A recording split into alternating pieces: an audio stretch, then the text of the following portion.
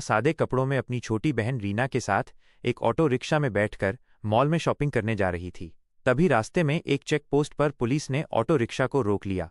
Inspector Vijay Kumar ने auto चालक से कागजात की मांग की और कमी निकालते हुए रिश्वत की मांग शुरू कर दी। पुलिस इंस्पेक्टर ने कहा, तुम्हारे वाहन का इंश्योरेंस नहीं है, पोल्यूशन सर्टिफिकेट नहीं है, चालान तो कटेगा ही। ऑटो चालक हाथ जोड़कर बोला, साहब, मुझसे गलती हो गई, कागज मेरे पास हैं लेकिन घर पर छूट गए हैं, मैं कल दिखा दूंगा, कृपया माफ कर दीजिए। इंस्पेक्टर विजय कुमार ने सख्ती से कहा, नहीं, चालान तो कटेगा, अगर चालान नहीं कटवाना चाहते तो 2000 रुपये दो। ये सुनकर डीएम राधिका शर्मा चुपचाप पूरी घटना देख रही थी। ऑटो रिक्शा वाला विनम्रता से कहता है, साहब, अभी तो मैं घर से निकला हूं, दिन की शुरुआत ही हुई है, मेरे पास पैसे नहीं हैं, अभी तक मैंने एक भी रुपया नहीं कमाया है, मैं आपको कहां से पैसा दूं। पुलिसकर्मी तंज कसते हुए जवाब देता है, तुमने कल तो कमाया होगा, वह पैसा कहाँ गया, उन्हीं पैसों में से दे दो। ऑटो चालक ने निराश स्वर में कहा, साहब, वो पैसे तो कल ही खर्च हो गए, मेरे पास सच में पैसे नहीं हैं, आप मुझे माफ कर दीजिए, आगे से ऐसी गलती कभी नहीं करूंगा, मैं हमेशा अपने कागज साथ रखूंगा। इस पूरी बातचीत के दौरान डीएम राधिका शर्मा, जो ऑटो के पीछे बैठी थी, चुपचाप सब कुछ देख और सुन रही थी। जब police inspector Vijay Kumar auto rickshaw वाले पर रोप डालते हुए कहा, अबे गरीब भिखारी, तेरे पास 2000 रुपये नहीं है, किसी भी तरह से मुझे 2000 रुपये दे, नहीं तो तेरी ऑटो और रिक्शा को जब्त कर ली जाएगी। रिक्शा वाला बोला, सर, मैंने क्या किया है जो मेरी ऑटो और रिक्शा आप जब्त करेंगे, मैंने कोई बड़ा अपराध किया है जो आप मेरा ऑटो रिक्शा को जब्त करेंगे। ये सुनते ही इंस्पेक्टर आग बबूला हो गया और उस ऑटो ड्राइवर को एक थप्पड़ जड़ दिया और बोला, मुझसे जबान लड़ाता है, तेरी इतनी औकात है। ये देखकर डीएम राधिका शर्मा को गुस्सा आ गया। वो ऑटो से उतरकर उनके पास गई और उन्होंने पुलिस वाले से कहा, आपको इस ड्राइवर को थप्पड़ मारने का अधिकार किसने दिया, ये कोई तरीका है, ये भाई रोज मेहनत करके गाड़ी चलाता है, इसी कमाई से इसके घर का चूल्हा जलता है, अगर इससे कोई गलती हुई है तो आप इसे रिश्वत और थप्पड़ मारोगे और इसकी ऑटो को जब्त करोगे, ये कैसा कानून है। ये गरीब आदमी आपका पेट भरने नहीं आया बल्कि अपने घर का पेट पालने निकला है। उस समय डीएम राधिका शर्मा नीला सलवार सूट और चप्पल पहने हुए थी और साधारण कपड़ों में थी। वे अपनी बहन रीना के लिए कपड़े खरीदने के लिए मॉल में जा रही थी। पुलिस वालों को लगा कि ये कोई आम आदमी है जो उनसे इस तरीके का सवाल जवाब कर रही है। राधिका की बात सुनकर सब इंस्पेक्टर विजय कुमार और भड़क गया। उसने तीखे स्वर में कहा, तू मुझे सिखाएगी कि मुझे क्या करना चाहिए। बीच में बोलने किसने कहा, ज्यादा बकवास मत कर वरना तुझे भी हवालात दिखा दूंगा। मैं पुलिस हूं, चाहूं तो अभी गिरफ्तार कर लूं, ज्यादा अकड़ मत दिखा, समझी। विजय कुमार को बिल्कुल अंदाजा नहीं था कि जिससे वो इस लहजे में बात कर रहा है वो दरअसल एक डीएम अधिकारी है। राधिका ने शांत रहते हुए कहा, सर, आप पुलिस वाले हैं तो क्या लोगों को लूटेंगे, गरीबों से जबरन रिश्वत लेंगे? ये जो आप कर रहे हैं ये न सिर्फ गलत है बल्कि कानून के खिलाफ भी है। राधिका की बात सुनकर विजय कुमार आपा खो बैठा। उसने गुस्से में राधिका को थप्पड़ मार दिया और बोला, तू मुझे कानून सिखाएगी? तुझे उसी वक्त से देख रहा हूं, बहुत ज्यादा बड़बड़ा रही है, तुझे लगता है कि तुझे मुझसे ज्यादा कानून आता है। ज्यादा गुस्सा मत दिला वरना तुझे और तेरी बहन रीना दोनों को जेल में सड़ा दूंगा। चलो जल्दी ऑटो लेकर भागो यहां से। ऑटो चालक ये सब देखकर डर के मारे चुप था। वहीं राधिका ने अपने गुस्से को काबू में रखा। वो जानबूझकर अपनी पहचान उजागर नहीं कर रही थी क्योंकि वो देखना चाहती थी कि सब इंस्पेक्टर विजय कुमार कितनी हद तक गिर सकता है। फिर वो ऑटो रिक्शा पे बैठे। कुछ देर बाद ऑटो ने उन्हें कपड़ों की मॉल पर उतार दिया।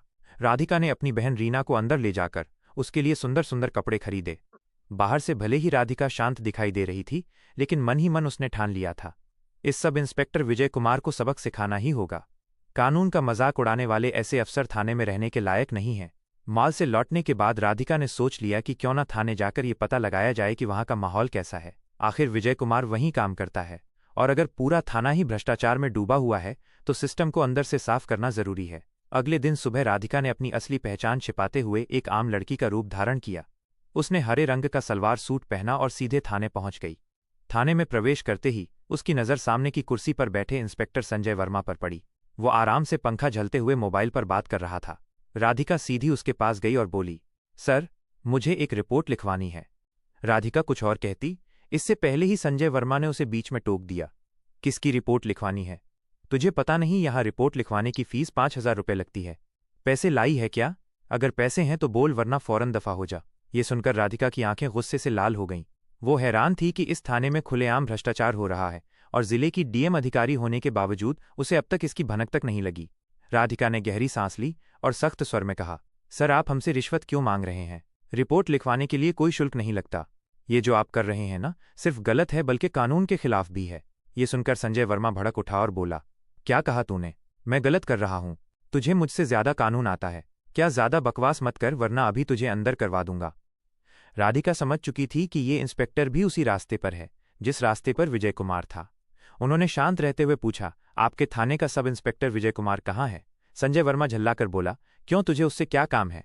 मुझसे सवाल मत कर, खुद जाकर बात कर ले। राधिका ने फिर कहा, सर आप रिपोर्ट लिखिए वरना मैं आपके खिलाफ एक्शन लूंगी। आप मुझे नहीं जानते कि मैं कौन हूं। ये सुनकर संजय वर्मा जोर से हंसा और बोला, तू मुझे धमका रही है?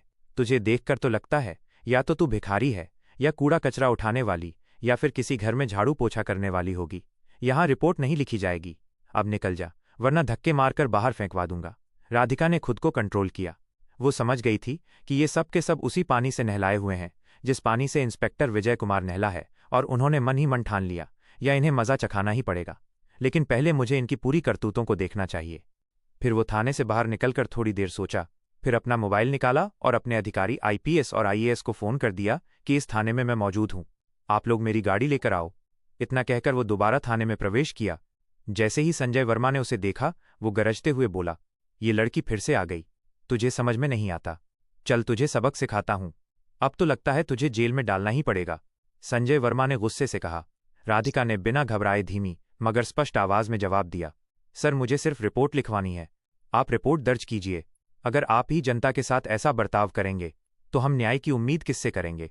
मगर संजय वर्मा फिर वही रट दोहराने लगा, मैंने कहा ना रिपोर्ट लिखवानी है तो 5,000 रुपये निकालो। बिना पैसे यहां कुछ नहीं होगा। बार बार परेशान मत कर वरना धक्के मारकर बाहर फेंक दूंगा। राधिका मन ही मन सोच रही थी, कितने नीचे गिर चुके हैं ये लोग। इन्हें इतना भी नहीं मालूम कि किसी महिला से कैसे बात की जाती है। वो हल्की मुस्कान के साथ बोली, देखिए सर, आप रिश्वत क्यों मांग रहे हैं? कानून में कहीं नहीं लिखा कि रिपोर्ट दर्ज करने के लिए जनता से पैसे लिए जाएं। आप साफ साफ कानून तोड़ रहे हैं।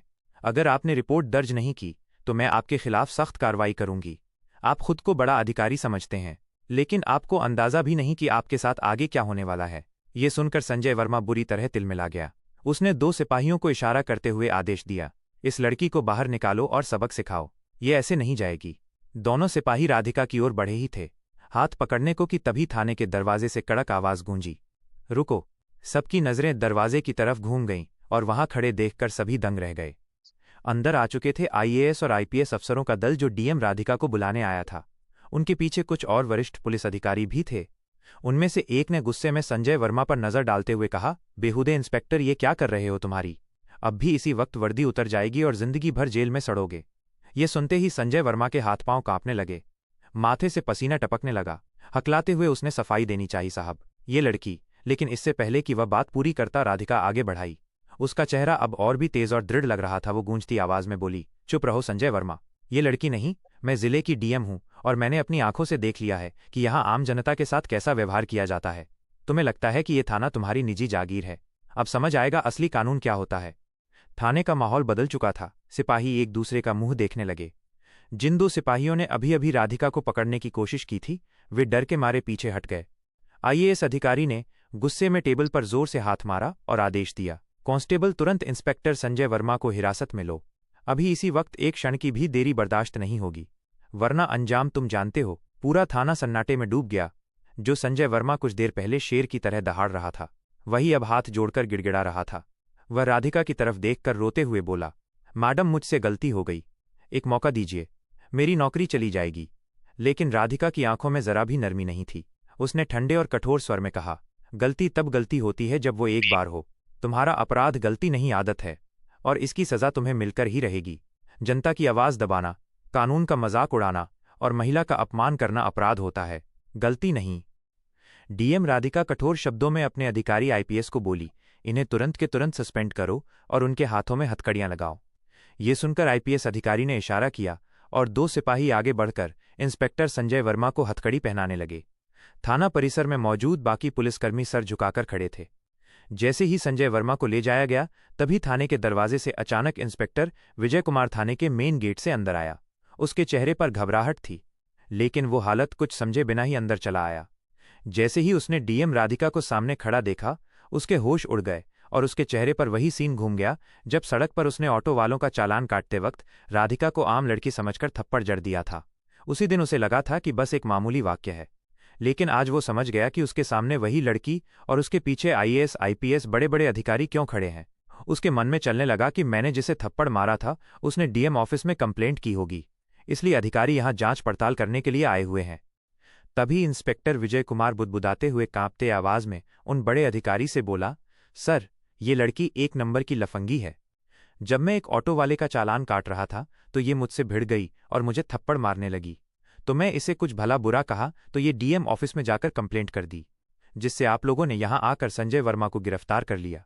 बल्कि आप लोगों को इस लड़की को गिरफ्तार करना चाहिए था। ये बात सुनकर पूरा थाने में सन्नाटे छा गए, मानो कुछ बड़ा होने वाला है। तभी आईपीएस अधिकारी गुस्से में एक एक थप्पड़ विजय के गाल पर लगा दी और कड़क आवाज में बोले, इंस्पेक्टर विजय, तुम हद में रहो। तुम जिनके बारे में बोल रहे हो, तुम नहीं जानते कि ये महिला कौन है। ये बातें सुनते ही इंस्पेक्टर विजय की मानो दिल का दौरा पड़ गया हो। उसने कांपते और एकदम डरते हुए आवाज में बोला, सर, आप क्या बोल रहे हैं? आखिर ये मैडम है कौन? इससे पहले आईपीएस अधिकारी कुछ बोलना चाहा, तभी डीएम राधिका ने उसकी तरफ सीधी नजरें डाल दी। उनकी आंखों में वही आग थी जो उस दिन सड़क पर थप्पड़ खाते वक्त दबी हुई थी। डीएम राधिका तेज और गंभीर स्वर में बोली, याद है, वही थप्पड़ आज तुम्हें अपनी पूरी जिंदगी पर भारी पड़ने वाला है। इंस्पेक्टर विजय, उस दिन तुमने सोचा होगा कि एक आम लड़की को नीचा दिखाकर तुम जीत गए, लेकिन असलियत यह है कि उस थप्पड़ ने मेरी आत्मा को नहीं बल्कि तुम्हारे पूरे सिस्टम की गंदगी को उजागर कर दिया। तुमने सिर्फ मुझे नहीं मारा था, बल्कि उस जनता की आवाज को मारा था जो तुमसे न्याय की उम्मीद करती है। थाने के भीतर ऐसा सन्नाटा पसर गया मानो किसी ने सबकी आवाज छीन ली हो। विजय का चेहरा पल भर में फीका पड़ गया था, होठ कांप रहे थे, पर आवाज जैसे गले में ही अटक गई। तभी राधिका ने गंभीर स्वर में कहा, आज मैं सिर्फ डीएम बनकर नहीं आई हूं, बल्कि उन तमाम लोगों की तरफ से खड़ी हूं जिन्हें तुम्हारे जैसे अफसर हर जगह बेइज्जत करते हैं, चाहे सड़क पर हो, थाने में या दफ्तर में। तुझे लगा था कि वर्दी पहन ली तो खुद को भगवान समझ सकता है, लेकिन आज तुझे पता चलेगा कि कानून सबके लिए बराबर है, पुलिस वालों के लिए भी। बस इतना कहकर राधिका ने टेबल पर एक तगड़ा थप्पड़ मारा। डर के मारे सब चौंक गए और चिल्लाई, कांस्टेबल इंस्पेक्टर विजय को गिरफ्तार करो, वर्दी उतारो और सस्पेंशन की रिपोर्ट अभी बनाओ। आईपीएस अफसर ने बिना एक सेकंड गंवाए इशारा किया। 2 सिपाही आगे बढ़े, विजय के हाथ में हथकड़ी डाल दी। बेचारा बुरी तरह कांप रहा था।